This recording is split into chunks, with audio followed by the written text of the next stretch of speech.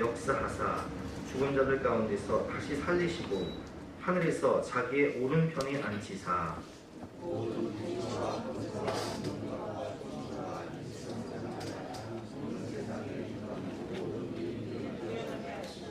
또 만물을 그의 발 아래에 복종하게 하시고 그를 만물 위에 교회의 머리로 삼으셨느니라.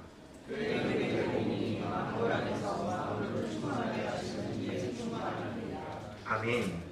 23절 말씀에 교회는 그의 몸이니 주의 몸된 교회는 만물 안에서 만물을 충만하게 하신 이의 충만함이니라 라는 말씀을 근거로 만물을 충만하게 하는 교회라는 제목으로 본 말씀을 위해서 함께 은혜를 나누겠습니다.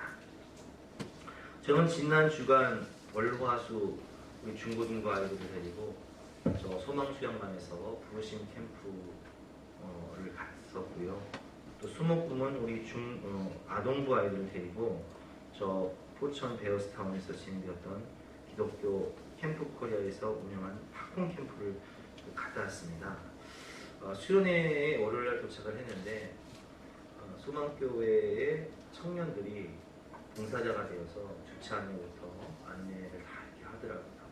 그리고 또 소망교회 교역자들이 또 최고의 강사진을 모시고 수련회를 진행을 하면서 최고의 숙소에서 우리 아이를 섬기기 위해서 최고의 식사와 간식을 준비하고 또 가수 강균성 씨, 또 마커스의 심정호 씨, 또 다니엘 김 선교사 같은 그런 아주 모시기 힘든 강사분들을 모시고 수련회를 아주 은혜롭게 진행을 하면서 진행을 맡은 목사님께서 이런 말씀을 하시더라고요.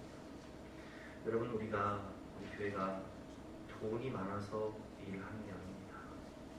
우리 청년들이 시간이 남아 돌아서 이 사역을 진행하는 것이 아닙니다. 우리 청년들이 1년에 한 번 있는 휴가를 반납하고 이 수련을 위해서 여러분들 섬기기 위해서 이 자리에 오는 것은 우리 교역자들이 각 부서를 맡고 있는 교역자들이 수련을 다 마치고 지친 상태에서 이 수련회를 진행하는 것은 이 자리에 모여있는 한 영혼 이 어린아이들이 한국교회의 미래, 민족의 소망이기 때문에 하나님께서 이 아들을 어떻게 쓸지 우리가 어떻게 알겠습니까? 위대한 하나님의 자녀들이기 때문에 우리가 힘들고 어렵지만 이렇게 헌신하고 수고합니다 라고 말씀을 하시더라고요. 여러분, 그렇습니다. 교회는 이 땅의 다음 세대를 살리고 영혼을 구원하고 하나님 나라를 확장하는 통로예요. 제가 그렇게 그 소망수양관에서 2박 3일 동안 은혜를 받고 수요일날 중고등부 아이들을 내려주고 바로 아동부 아이들을 태우고 포천 베어스타운으로 갔습니다. 근데 그곳에 갔더니 첫날 집회를 하는데 강당이 아이들이 부모들, 교사들 한 1000명 이상이 모였는데 그 강당이요, 이런 우리가 편한 의자에 앉아서 이걸 듣는 게 아니라 그냥 맨바닥에 거기 돗자리 같은 거 깔고 이렇게 예배를 드리는데 어떤 교회, 바로 우리 앞에 앉은 교회는 부모님들이 어린아이를 데리고 와서 무릎에 앉히고 예배를 드리는 거예요. 그리고 기도회를 하는데 교사분들이 대부분 눈물을 흘리면서 아이들을 위해서 그렇게 간절히 기도를 하고 그 좁은 그 강당에서 저는요 막 앉아있는데 제대로 다리를 필 수가 없는 거예요. 자리가 부족해가지고 그 고생을 하면서 3시간을 앉아서 기도를 하는데 제가 그런 마음이 들더라고요. 세외안이 막 몰려오는 사람들을 보면서 광야로 몰려오는 사람들을 보면서 이렇게 얘기했습니다. 너희가 무엇을 보려고 광야에 간 거냐? 여러분, 그 영혼들이 왜 광야에 갑니까? 발급하니까, 구원받기 위해서. 여러분, 그 부모들이 휴가 기간에 좋은 곳으로 여행을 할 수 있는데 왜 자녀들을 데리고 그 수련을 못 가요? 왜 교사들이 힘들게 와서 아이들을 위해서 눈물을 흘리면서 간절하게 통곡하고 기도할까요? 그 어린 영혼들이 구원받고 수고하고 있습니다. 이게 제가 제일 감동이 한 영혼을 살리기 위해서. 왜냐면 그 한 영혼이 바로 주님의 몸된 교회고 그 한 영혼이 만물을 충만하게 하는 복의 근원이기 때문에 그 영혼들이 구원받고 변화되어서 하나님 나라를 확장하고 하나님께 쓰임 받기 위해서 수고하는 교사분들과 부모님들과 스태프와 강사님들의 수고를 보면서 참 제 마음이 아프겠습니다. 여러분 그렇습니다. 교회는 만물을 충만하게 하는 충만이요, 교회는 오늘 본문 20절 말씀처럼 살리는, 다시 살리는, 죄사함을 주고 구원을 주어서 그 영혼을 다시 살리게 하는 것이 바로 교회입니다. 20절 말씀 같이 한번 읽어보겠습니다. 시작. 그의 능력이 그리스도 안에서 역사하사 죽은 자들 가운데서 다시 살리시고 하늘에서 자기의 오른편에 앉히사 하는 말씀처럼 그의 능력이, 하나님의 능력이 그리스도 안에서 역사하사 죽었던 영혼을 다시 살려요. 예수 그리스도께서 십자가에서 못 박혀 죽었지만 하나님의 능력이 예수님을 다시 살리신 것처럼 우리의 죽은 영혼을 다시 살리게 하는 것이 바로 교회의 역할입니다. 그리고 다시 살리시고 하늘에서 자기의 오른편에 앉히시사라는 말씀처럼 교회는 우리에게 죄사함과 구원을 주죠. 학원은 세상에 많은 단체와 기관이 있습니다. 우리가 방학임에도 불구하고 아이들을 학원에 보내는 이유는 아이들의 성적을 높여서 좋은 대학에 보내기 위해서 학원을 보내요. 대학을 들어가는 이유는 거기서 학위를 따기 위해서, 전공을 배우고 석사, 박사 학위를 따기 위해서, 학사 학위를 따기 위해서 대학을 갑니다. 정부는 우리가 지난주에 보니까 조은우리 양이 그 산에서 실종됐을 때 군인 5,700명과 공무원과 군인 5,700명을 투입해서 찾았어요. 참 좋은 일이죠. 기쁜 일이에요. 그러나 정부나 군대에서 할 수 있는 건 거기까지예요. 학원이나 학교가 해줄 수 있는 것은 거기까지예요. 절대 다른 기관에서는 우리의 죄를 사해줄 수가 없고 우리에게 영혼의 꼴을 줄 수가 없어요. 오직 교회만이 천국 열쇠를 가지고 음부의 권세를 이기게 하고 우리에게 죄사함과 구원을 준다는 거예요. 지난주간 월요일날 첫날 집회 때 목사님이 그런 설교를 하시더라고요. 그 목사님도 임신데, 임 목사님이신데 이 목사님이 그런 설교를 하시는 거예요. 제목이 인간은 왜 사고를 치는가? 본문은 가룟 유다 이야기예요. 가룟 유다가 사고를 치잖아요. 지금 팔아버리잖아요. 근데 가룟 유다가 어떤 사람이었냐? 예수님의 12제자 중에서 가장 똑똑하고 믿을만하고 신실한 사람이었다. 왜? 12명 중에 회개를 뽑는데 회개를 어떤 사람을 뽑냐? 가장 믿을만하고 똑똑한 사람, 똑부러지게 한 사람도 믿을만한 사람. 그래서 가룟 유다는요, 가장 교회 오빠 중에서도 가장 신실하고 믿을만하고 죄를 짓지 않은 속까지 사람이었어요. 제자들이 얼마나 가룟 유다를 신임했냐면은 성만찬 자리에서 예수님께서 분명히 너희 중에 하나가 팔리라, 나와 함께 떡을 짓는 그 사람이 그다. 그래서 가룟 유다가 떡을 짓고 나가거든요. 근데 본문을 보면 제자들이 가룟 유다가 6월절 행사를 하기 위해서 필요한 걸 사러 갔나 보다 생각했다고 해요. 그만큼 가룟 유다는 우리가 생각할 때, 야, 저 사람은 모태신앙이고, 저 사람은 우리 교회에서 가장 신실하고, 저 사람은 직분이 안수집사, 권사, 장로, 목사인데, 이렇게 모든 사람이 속을 만큼 믿음이 좋은 사람이었는데, 문제는 뭐냐? 가룟 유다가 남만 속인 것이 아니라 누구까지 속냐? 자기 자신까지 속아요. 그리고 주님까지 속아요. 죄를 지면서도 죄에 서서히 물들어서 그가 탐욕과 세상의 눈이 멀고 그가 죄악에 눈멀어서 주님을 팔면서도 그 속으로, 야, 나만큼만 하라고 그래, 나같이 신실한 사람이 어딨어? 자기 자신을 몰라요. 자기 죄를 못 봐요. 그래서 스스로를 속이고 주님을 속이고 남들을 속이고 모두를 속이다가 결국은 멸망길을 받더라. 주님이 기회를 주시는데 인간이 사고를 치는 이유가 뭐냐? 서서히 죄에 물든다.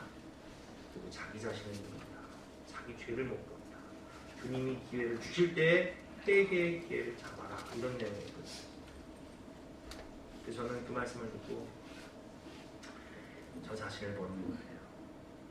야, 남 탓할 것 없다. 내가 과민하다. 경건한 척, 거룩한 척 하지만 내 안에 탐욕, 내 안에 거짓, 내 안에 의식, 내 안에 교만, 내 안에 자기하기가 돌고 회개하는 하나님, 내가 과민합니다. 내 안에 거짓, 내 안에 탐욕, 내 안에 교만, 내 안에 위선, 내 안에 위선, 외식, 가면 다 되었습니다. 하나님 용서해 주세요. 세게 하면 그는 미쁘시고 우로사 우리의 죄를 사시며,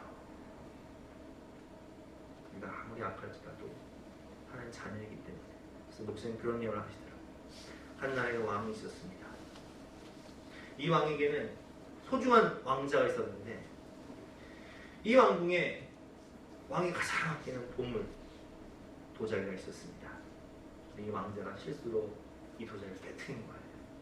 아버지가 가장 아끼는 비싼 보물 도자기인데, 근데 그것을 본 종 세바스찬이 이 왕자에게 말합니다. 아유, 왕자님 큰일 났네요. 제가 도와드릴게요. 절대로 이 사실을 아버지에게 말씀드리지 않겠습니다. 조용히 치워버립니다. 그 다음 날부터 세바스찬의 태도가 달라져요. 이 세바스찬은 바로 사단 마귀예요. 우리의 죄를 숨기게 하죠. 우리의 죄를 숨겨서 드러내놓지 않아요. 그리고 청소를 하면서 왕자에게 말합니다. 아유, 왕자님, 내가 허리가 아파서 청소를 못해요. 왕자가 말합니다. 어떡하라고? 어제 그 도자기 그거 어떻게 될까? 왕자가 말합니다. 아, 그래, 내가 할게. 그날부터 왕자와 종은 신분이 바뀌어버려요. 왕자의 약점을 잡은 세바스찬은 이제 왕자를 자기 종처럼 부려먹습니다.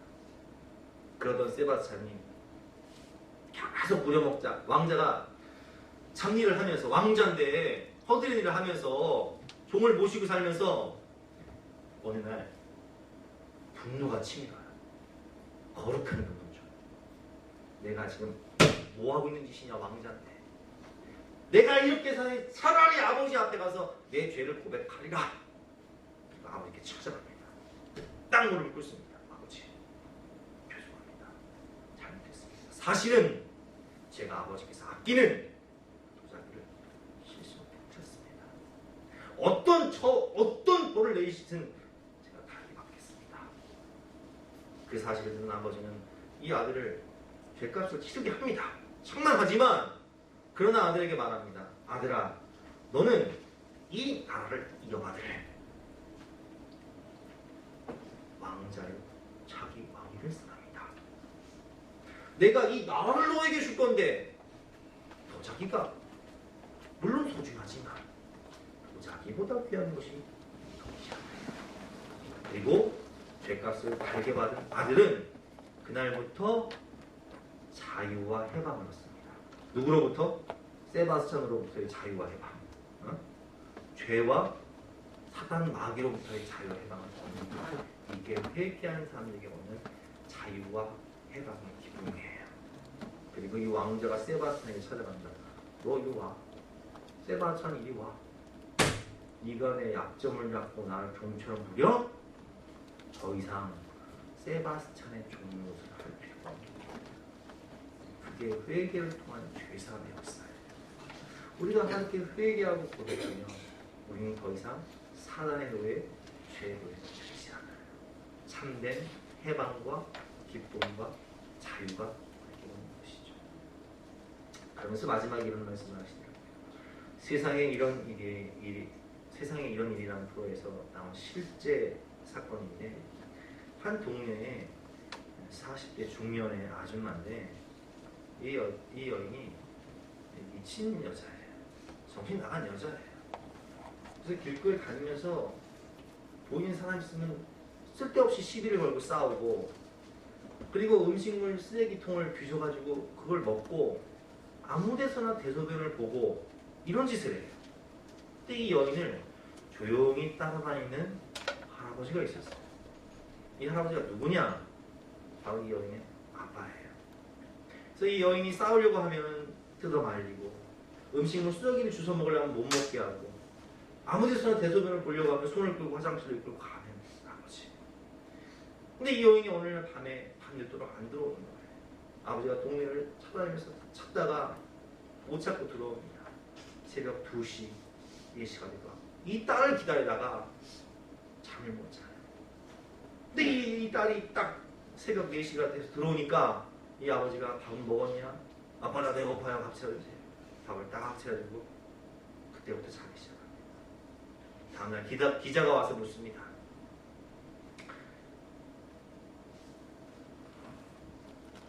이 기자에게 이 아버지가 이렇게 말합니다. 당신 눈에는 제가 미친년처럼 보이죠? 내 눈에는 두고 보기도 아까운 내 외동이 딸이에요. 하루의 소원이 보세요.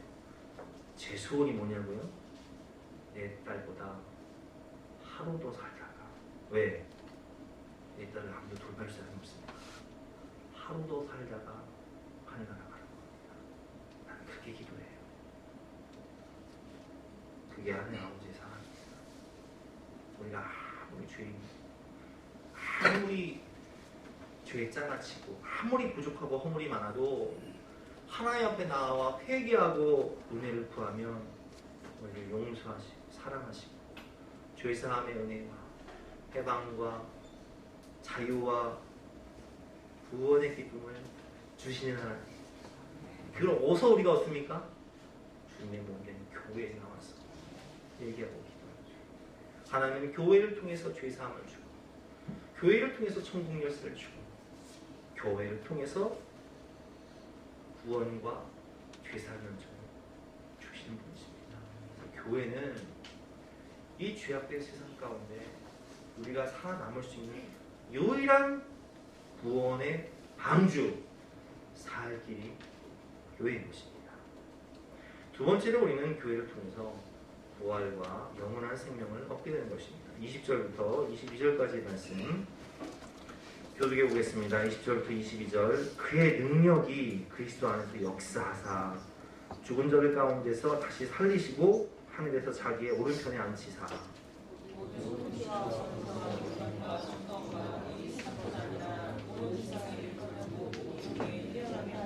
그럼 보세요. 20절 말씀은 그의 능력이, 하나님의 능력이 그리스도 안에서 역사하사 죽은 자들 가운데 다시 살리시고. 이게 무슨 얘기예요? 부활을 얘기하는 거죠. 예수님의 부활. 그리고 부활하신 예수님이 하늘로 승천하신 사건을 제자들이 봅니다. 500의 형제들이 봅니다. 근데 그 예수님이 승천하셔서 어디 앉으셨어요? 하나님 우편에 앉으셨어요. 보좌 우편에 앉으셨죠. 그 승천을 의미하는 거예요. 그리고 그 예수님이 다시 이 세상에 만왕의 왕으로 통치자가 앉습니다. 그 보좌에. 그래서 21절에 모든 통치와 권세와 능력과 주권이 주님께 있고, 그리고 이 세상뿐만 아니라 오는 세상에 일컫는 모든 이름 위에 그 예수 이름을 가장 뛰어나게 하시고 예수님을 심판장으로 앉히셨어요. 그래서 22절 말씀에 또 만물을 그의 발 아래에 복종하게 하시고 심판받게 하시고 주관자로 심판주로 복종하게 하시고 그를 만물 위에 교회의 머리로 삼으셨느니라. 주님을 교회의 머리로 삼으셨고 23절 말씀에 우리는 그의 몸이니 우리가 그의 몸이 되었고 교회는 만물을 충만하게 하는 충만이 되었다는 거예요. 그래서 교회의 진짜 역할은 무엇이냐? 여러분 제 친구 중에 미국에 가서 이민 목회를 하는 친구분이 계신데 미국 교회는 참 목회하기 힘들대요. 왜냐면 교회 나오는 목적이 그냥 친교예요. 정보를 얻고 한국 사람 만나고 친교하고 대화하고 애들 어떻게 가르칠까? 물건은 어디가 싸냐? 학원은 어디가 좋냐? 이런 정보를 얻고 친교하기 위해서 나온다는 거예요. 교회 나오는 목적. 여러분 교회 나오는 목적이 세상적인 성공을 위해서 정보를 얻기 위해서 친교하기 위해서 어떤 그런데 취미생활 하기 위해서 나오는 것이 교회가 아니라 교회가 진짜 능력을 바라는 이유는 바로 죽음의 현장 속에서 우리가 딱 죽어서 하나님의 심판대 앞에 갔을 때 우리는 오늘 본문 말씀처럼 하나님의 말씀을 통해서 약속의 복음을 통해서 뭘 얻습니까? 부활을 얻어요. 우리 뭘 얻습니까? 부활, 승천, 재림, 하나님 나라 자녀의 권세, 이 모든 걸 얻는다는 거예요. 그래서 우리는 심판대 앞에서 생명을 얻는데 이 생명이 뭐냐? 생명이란 단어는요 성경에 두 가지가 있어요. 푸시케와 그 조회가 있는데 푸시케는 육적 생명이에요. 나무도 푸시케가 있고 새들도 푸시케가 있고 인간도 짐승도 푸시케 육적 생명이 다 있어요. 그러나 조회는 없어요. 조회라는 어떤 생명이냐? 예수 안에 있는 영원한 생명이에요.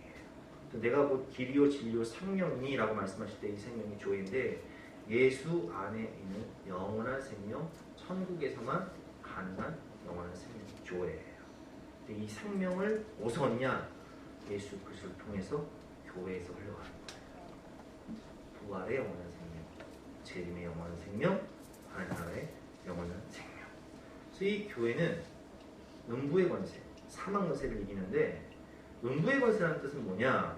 이게 하데스의 문, 지옥의 문이 열리면 지옥의 문이 탁 열리는 순간 마치 나이아가라가 폭포가 쫙 모든 걸 빨아들이듯이 막 그 폭포가 모든 물을 빨아들이듯이 막 모든 영혼을 쫙 빨아들인다는 거예요. 지옥의 문이, 음부의 권세가, 죄와 사망 권세가. 근데 그 죄와 사망 권세를 우리가 이길 힘이 있어요? 없어요? 우린 죄도 못 이기고 우린 사단도 못 이기고 우린 자신도 못 이기잖아요. 근데 그 죄와 사망 권세를 이길 수 있는 이 음부의 권세를 이길 수 있는 힘을 어디에 주냐? 교회에 주셨다는 거예요. 내가 내 교회를 세우니 음부의 권세가 이기지 못할 것이다. 천국 결승을 교회에 줬다는 거예요. 그래서 교회는 내가 이길 수 없는 그 사망 권세를 이길 수 있는 힘을 줘요.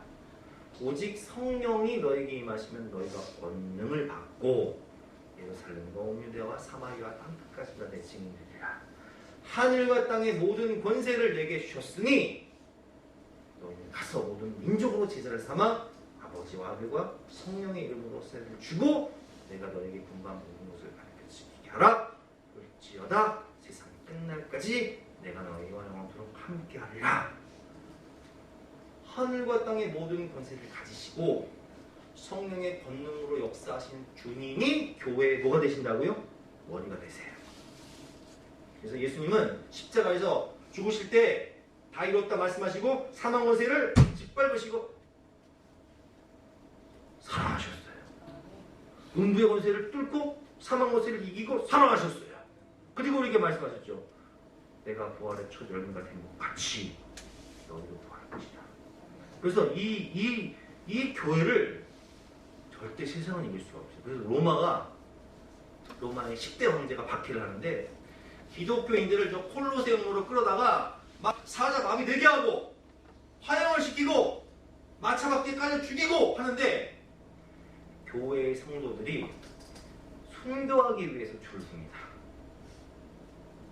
속는 게 아니라 순교하기 위해서 줄을 서요. 왜? 나는 예수 그리스도의 십자가의 죽음을 보고 그가 부활한 것을 보고 승천한 걸 봤거든요. 그 영광의 멸군을 나도 받으리라 몰려드는데 교회의 감독들이 지금으로 하면 목사님들이 이렇게 가요. 여러분 다 순교하면 교회는 누가 지킵니까? 다 순교하고 가겠다는 거지. 그럼 이 세상이 어떻게 이겨요? 그쵸? 그 사단의 전략을 바꿔요. 핍박은 안 되는구나. 고난은 안 되는구나. 세상이 주는 물을 줘야겠다. 죄를 침투시킵니다. 여러분 로마도 공산주의도 교회를 이길 수 없는데 그것은 우리가 부활과 또 승천과 재림과 이걸 가지고 있기 때문에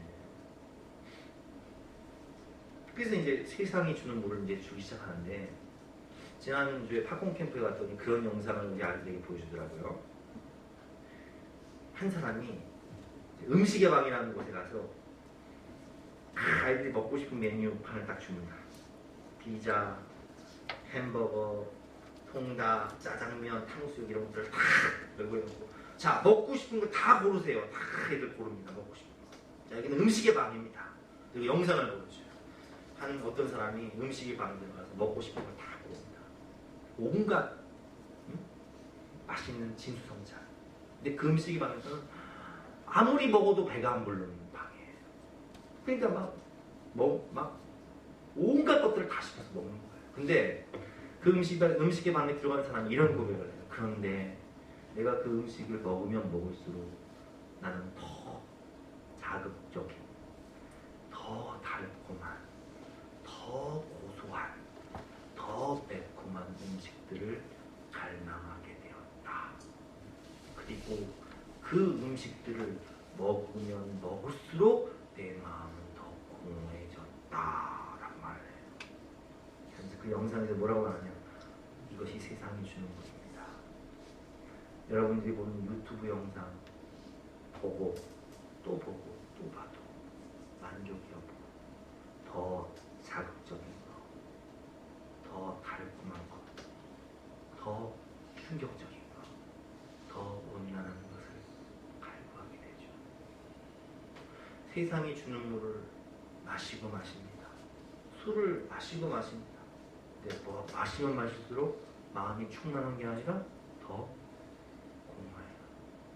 이게 세상이 주는 물이에요. 근데 이 세상이 주는 물을 통해서 사단은 우리의 영혼을 목마르게 만들어요.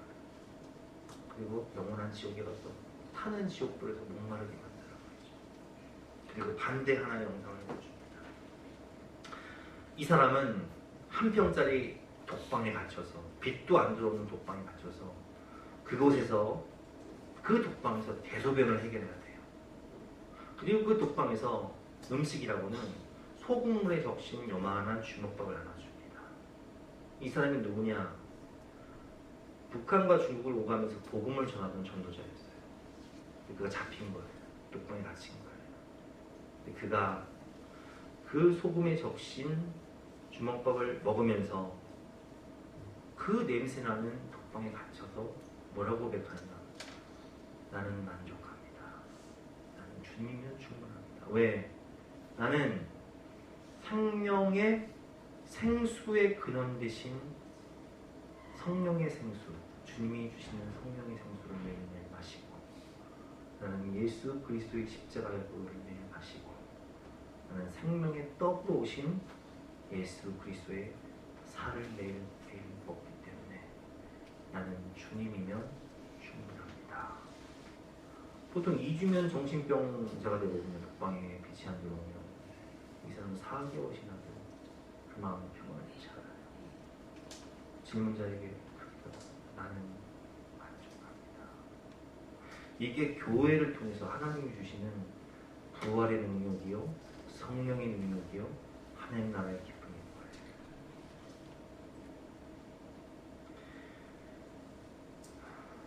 마지막으로 교회는 복의 근원이요 생수의 강입니다.